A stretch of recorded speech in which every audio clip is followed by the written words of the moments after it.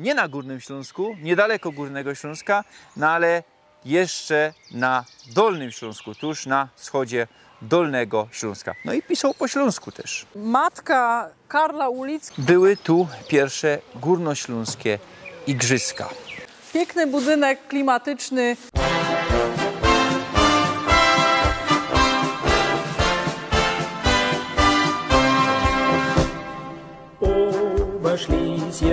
Witam was Rostomili z Raciborza. To już trzeci Witam was Rostomili z Raciborza. To już trzeci tajlik o tym mieście. Kuknijcie se do poprzednich, a jeśli jeszcze nie abonirujecie mojego kanału, to proszę was knefel, subskrybuj, dzwoneczek, łapka do góry, jeśli wam się podobało. Co tydzień w piątek na wieczór, genau o 6 nowej tajliki, a to jest całko serio o Ratiborze. Dzisiaj będziemy we nowych zagrodach, czyli tam, za dawnymi miejskimi murami rozwijały się nowe zagrody i pokażemy wam, co dzisiaj tam jest. Nowe zagrody, po polsku nowe zagrody, po niemiecku Neugarten. Zmiankowane po raz pierwszy w roku 1313, Stadtteiler Ratibora od roku 1860. We wszechobecnym cenzusie z roku 2021 we całkiem dzisiejszym mieście Racibórz 9,24% personów zadeklarowało śląską narodowość. Niemiecko zadeklarowało 2,72% personów. Jedni wpisali dwie narodowości. Nie wiem genau, jakie były wyniki w nowych zagrodach. Jeśli wiecie, to dajcie znać. W Abstimmungen 20 marca roku 1921 Neugarten były już tajlom Ratibora. Toż wyniki są genau takie same jak w Raciborzu. A godą o tym w pierwszym tajliku. Neugarten zusammen z Ratiborem powstały w Reichu, w ramach nowej prowincji Oberschlesien, co powstała we większości na placach dawnego Regierungsbezirk Oppeln. Nowe zagrody leżą we prostej linii kole 70 km na zachód od Katowic. Dzisiaj my są zaś w Raciborzu, na nowych zagrodach. Sebastian mnie nagrywa. Tak jak w poprzednich filmach, że wspomniała, nazywam się Natalia Klimaszka i będę dzisiaj tu pomagać Sebastianowi pokazywać różne place. Tutaj mamy plac Święte Notburgi, dom społeczny, który prowadzą siostry zakonne. Imię Notburga to od pierwsze właśnie siostry, które tu ta pomoc społeczna dom dla dziewcząt założyła. W zasadzie to był dom dla dziewcząt, a moja praca możecie śledzić pod tymi linkami, co Sebastian. Podlinkuję wam sam w komentarzu. Ja pracuję dla konwersatorium imienia Eichendorfa, to jest wydawca portalu Spektrum Direct. Zajmujemy się mniejszością śląską, mniejszością niemiecką. Piszemy na te tematy bardzo szeroko, realizujemy też filmy. Zrealizowałam film o Lichnowskich, o Uliczce, o Eichendorfie, więc se kuknijcie, zapraszam was. No pierońsko, zło pogoda je padzę jak pieron, a same są pod kamienicą na ulicy Opawskiej. Sam jeszcze widzicie takie elementy jak głowy woła i głowa świni. Sam był dawniej masosz, jeszcze do niedawna. Pora lat temu jeszcze był sam ten masosz, ale go zawrzeli, dzisiaj tu są ubezpieczenia, jak widać, ale zachowały się te elementy. Ta oryginalna krowa, ona jeszcze miała rogi, ale te rogi się nie zachowały, one jakaś tam na starych pocztówkach inne są widoczne. Za nami dawny lazaryt w neogotyckim stylu, wybudowany w latach 1895-97, na zaczątku XX stulecia rozbudowany, no i zawarty w roku 2004. Niestety, no czemu? No bo nie szło go rozbudować, były tu większe budynki i na ulicy Gamowskiej otwarli nowy lazaryt, a tutaj my są na ulicy Bema 5, kiedyś Augustastraße. No i długo próbowali to sprzedać, dopiero niedawno kupiły to dwie firmy i Natalia Godo, co tu jakieś kwatery będą. Sam mamy też jeszcze kaplica szpitalną, no i widzicie jakim to jest stanie, no w zasadzie pora lat stykły, żeby to tak zarosło i tak se zniszczało. bo w sumie ja 33 lata temu przyszłam na świat w tym szpitalu, więc on był funkcyjny do wczesnych lat 2000. Potem przenieśli ten krzyż na Gamowską, krzyż taki wielki, krzyż taki Chrystus, przenieśli z wielką pompą na Gamowską do nowego szpitala. I co jeszcze se werci wspomnieć? Sam jest Biedronka wybudowano nowo. I przy tej Biedronce była wielka haja wtedy, bo rozebrali mur z tego szpitala, zabytkowy mur. I no ten mur już nie istnieje niestety, no i to takie pozostałości pozostały i ponoć mają to rozebrać, wewnętrzną część mają rozebrać i mają zostawić fasada. Taki sposób jest też we Wrocławiu bardzo często spotykany, że se fasada zostawia i se dobudowuje jakby nowy wkład, że tak powiem. Warto sobie jeszcze wspomnieć, że sam w placu tego szpitala rosną potężne platany, naprawdę ponad 100-letnie platany, grube jak pierun. Podobno były sadzone przez samego Juliusa Rogera, ale tego nie jestem w stanie potwierdzić. Same są w dawnym parku Eichendorfa. Dzisiaj to jest park imienia miasta Roth. Sam mamy Gondelteich dawniej. Tam mamy dawne szalety.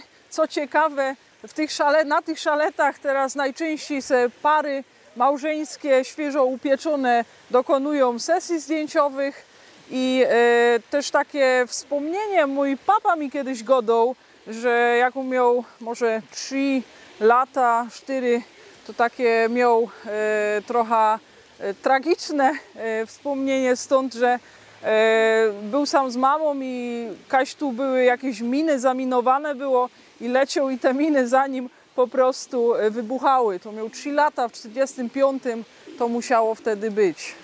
Same są przy Denkmalu z I wojny światowej.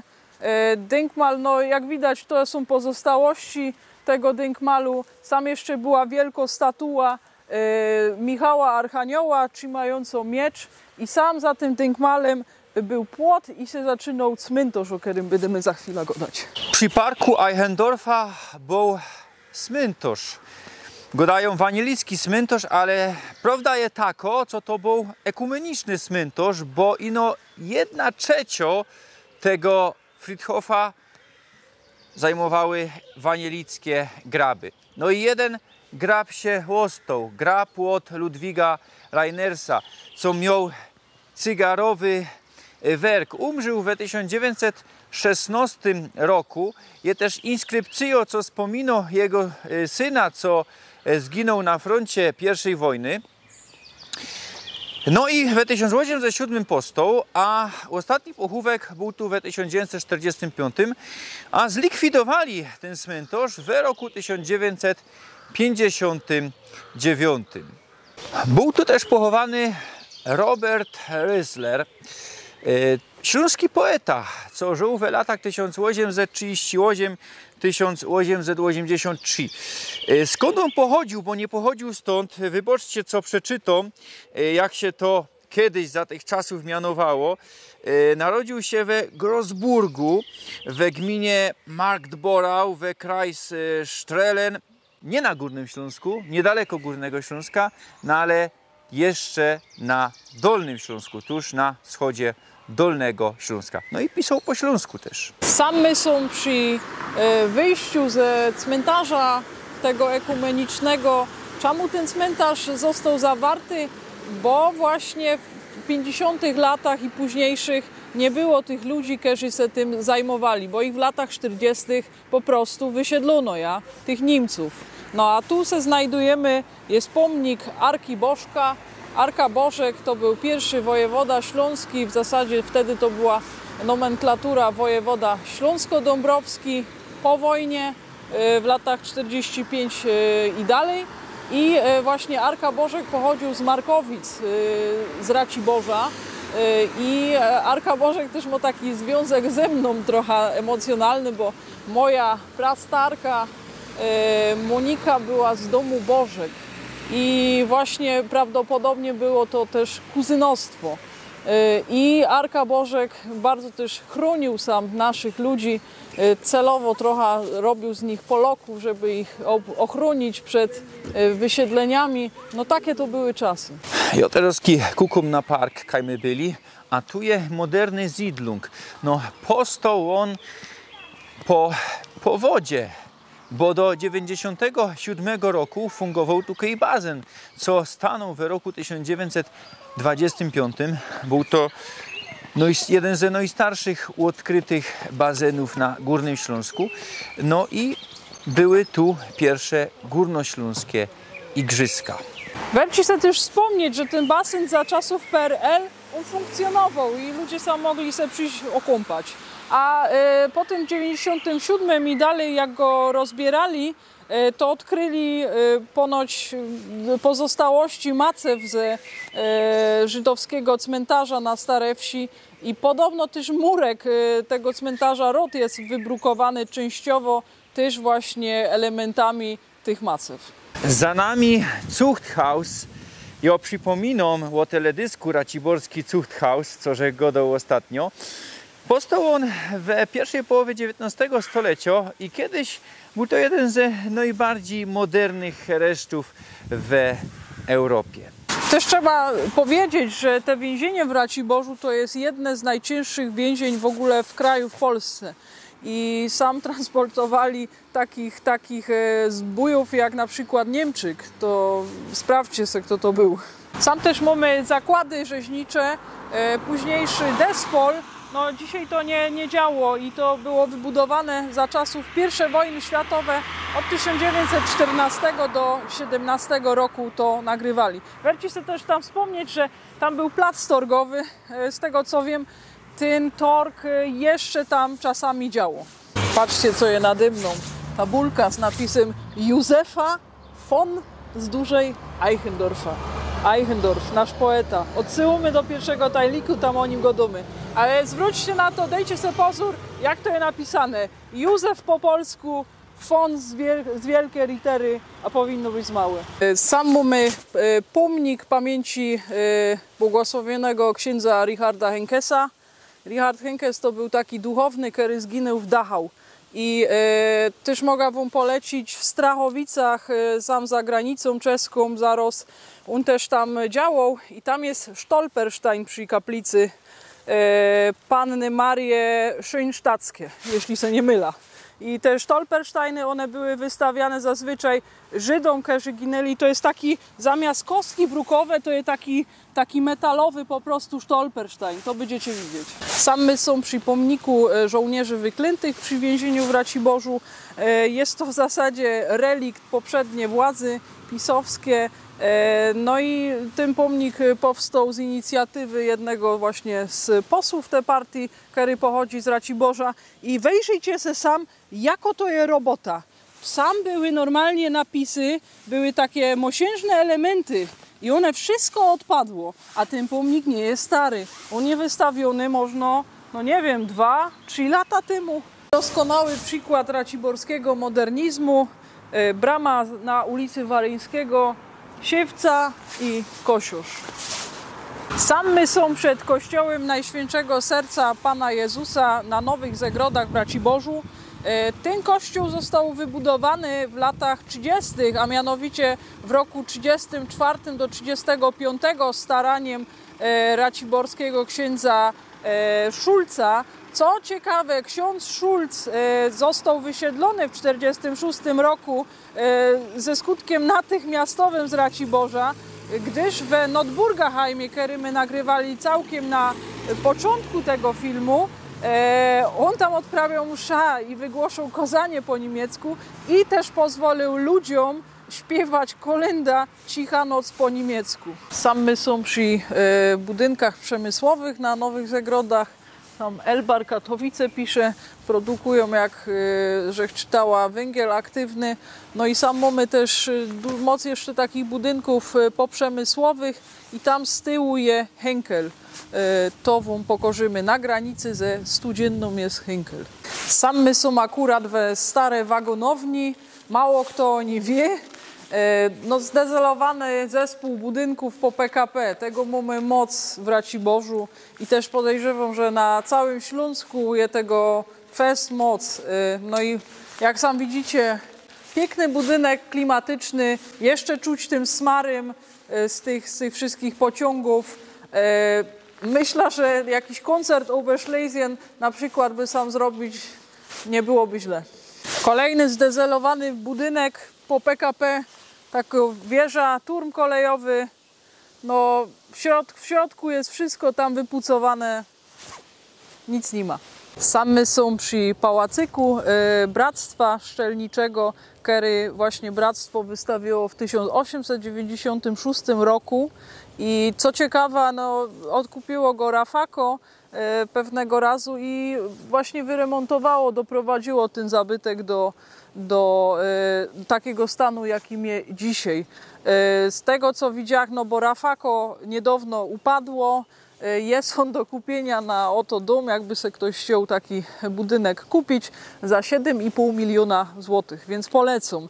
A jeszcze też chcę Werci powiedzieć, że te bractwo kurkowe w Raciborzu, one w tym roku świętuje 20-lecie. One reaktywowało się 20 lat temu. Sam też mamy zakład Rafako, Raciborska fabryka kotłów dawniej. No, w tym roku niestety padła.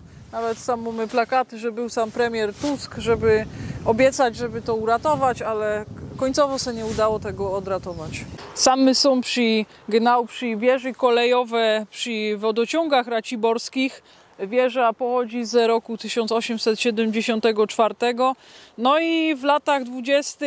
stwierdzono, że ta wieża jest za słabo doprowadzała, słabe ciśnienie po prostu wody i zdecydowano się nowo wieża ciśnień wybudować. Ona jest na Stare Wsi, to będziemy o tym gadać. Tutaj dzisiaj mamy muzyczną szkołę.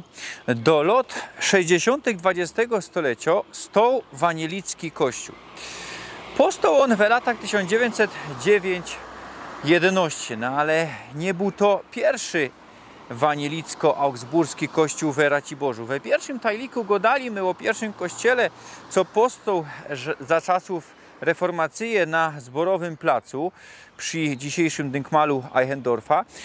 No, powstał on we XVI stuleciu, no ale zgorał, bo był drzewiany w roku 1574. Pod koniec XVIII stulecia na dzisiejszym placu Długosza, to jest na Małym Ringu, wybudowali wanielicki kościół, no ale stał do 1830, bo groził zawaleniem i go rozebrali. Jeszcze wcześniej, od 1813, wanieliki rzekały po dominikańskim kościele Świętego Ducha, co my też gadali we pierwszym tajliku, tam dzisiaj jest muzeum. No ale był on za ciasny i w 1904 roku zdecydowali się kupić przy Hohenzollernstraße, przy dzisiejszej wileńskiej działka, no i zaczęli nieskorzej majstrować ten kościół. Po 1904 roku, kiedy kupili ta działka, to zaczęli ją powiększać. No i tak jak że godał od 1909 zaczęli stawiać kościół. Przetrwał on II światową wojnę, no ale nie skorzej niszczą, bo wygzuli i też citli te wanieliki niemieckiego pochodzenia głównie, co tutaj kwaterowały. No i tak jak że powiedział, w 60 latach już niestety od tych lat kościoła nie ma, a we 70 latach powstała ta szkoła. No ale ostała fara i farny dom i na farze jeszcze krótko były nabożeństwa, no ale teroski wanielickie nabożeństwa co 2 tygodnie są na Starej Wsi we cmentarnej kaplicy. Jeszcze będziemy na ten temat gadać. Same są przy szkole budowlance, technikum budowlane, największa kołaturowo szkoła w Raciborzu.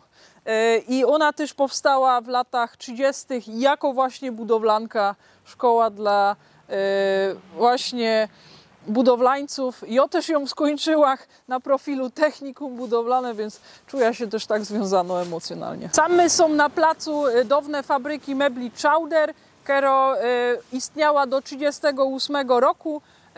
No sam, jak widać, portiernia jeszcze zachowano drzewienno, coraz to mniej niestety jest zachowano, bo się rozpadło, a z drugiej strony mamy jeszcze ten cały kompleks tych właśnie budynków i dzisiaj tam jest siłownia. Sam mamy zakład dla głuchych i słabo słyszących i trzeba sobie wyobrazić, że ten Racibórz był tak pod tym względem nowoczesny, bo w 1819 roku wszedł ten pruski system edukacji ze pruskimi maturami, a ledwie 17 lat później powstała w Raciborzu szkoła właśnie dla ludzi z takimi niepełnosprawnościami. Plebiscyt na Górnym Śląsku przyniósł różnorakie konsekwencje. Między innymi to, że po prostu te tereny niemieckie się zmniejszały. Na Brzeziu akurat przebiegała granica, tam Niemcy przegrały około 25 głosami, ale akurat my się znajdujemy na te niemieckie części i za nami jest budynek pierwotnie wybudowany jako właśnie jeden z budynków dla szkoły głuchych i słabosłyszących, ale właśnie ten plebiscyt przyniósł różnorakie konsekwencje i te budynki, no zmniejszyła się po prostu liczba wychowanków, te budynki należało zaadaptować w inny sposób i jako, że w 1919 roku powstała prowincja Oberschlesien, krótko właściwie przed odłączeniem kraiku hulczyńskiego też od powiatu, od Kreis Ratibor, to właśnie sam w tym budynku ustanowiono sejmik prowincji górnośląskiej, sam urzędował Karl Ulicka, o którym będziemy gadać w innych tajlikach. I właśnie też z tego powodu, żeby on sam miał blisko, ustanowiono te nikery, amty w Raciborzu. Sam się znajdujemy przed willą Hansa Piątka. Dzisiaj jest to biblioteka miejska w Raciborzu i co ciekawe, Hans Piątek to była bardzo zasłużona postać dla Raciborza, bo jako nadburmistrz on ustanowił właśnie tu, spowodował, że część tych amtów się sprowadziła do Raciborza, te prowincje górnośląskie i on też wybudował cały kwartał prowincjonalny do urzędników właśnie pracujących dla prowincji górnośląskiej. W zasadzie tu się znajdowała granica starej wsi ze nowymi zagrodami i co ciekawe, w tym budynku urodził się jeden z braci Wawrzynków, jest nawet tablica.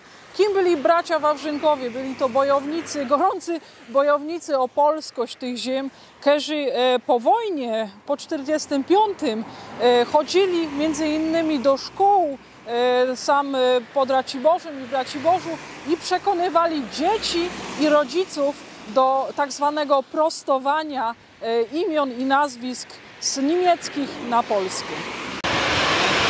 Okay. Co też se werci wspomnieć, Mariańska to jest ulica, z której pochodzą moi rodzice i moja mama pochodzi ze Starej Wsi, a mój tata pochodził z Nowych Zegród. Sam my teraz są przed kościołem Matki Bożej, Matka Boża Kirsie. Obecny murowany pochodzi z 1727, przodzi sam był drzewiany, on nie istnieje już i co ciekawe wiąże się on z kultem też obrazu, który pochodzi z przełomu XVI i XVII stulecia, Matka Boska Raciborsko. Kero była w 1932 koronowano między innymi przez kardynała Bertrama z Wrocławia i przez uliczki. Później tam korony złote zostały skradzione, nie skorzy po tym Nosol to też koronował. A co ciekawe, w tym kościele właśnie matka Karla Ulicki wyprosiła jego powołanie. Samy są genau przed klasztorem Anuncjata, zgromadzenie służebniczek Ducha Świętego, a co ciekawe znajdujemy się właśnie na Alei Ojca Lepicha. Pater Lepiś to jest bardzo ważna postać z Raciborza, Kero wielkosława w zasadzie zyskała w Niemcach, wygłosił on płomienne kazania na dachu ogórka oczywiście tego Volkswagena, ogórka transportera i on jest szerzej znany z tych kazań Pater Lepiś auf der Reeperbahn. In Hamburg gibt es so eine Straße, Reeperbahn i tam Pater Lepiś też głosił te swoje kazania sławne. Tutaj będziemy się żegnać, my przy golfie, którym dzisiaj mnie Natalia woziła, bo naprawdę nie wiedział, że Neugarten to są takie srogie place. O tym golfie jeszcze będziemy trochę gadać, myślę, przy Starej Wsi, bo to są place od Natalii. Ja Ci pięknie dziękuję, co żeś mi pokazała takie place. Za tydzień mnie nie ma, ale za 2 tygodnie zaś se widzimy. Ale za tydzień mamy film. Mamy film ino bez Natalii, a za 2 tygodnie też mamy film ino z Natalią. Mam urlop. Ja. Toż chowcie się, abonirujcie kanał i oglądajcie filmy. Pyrsk.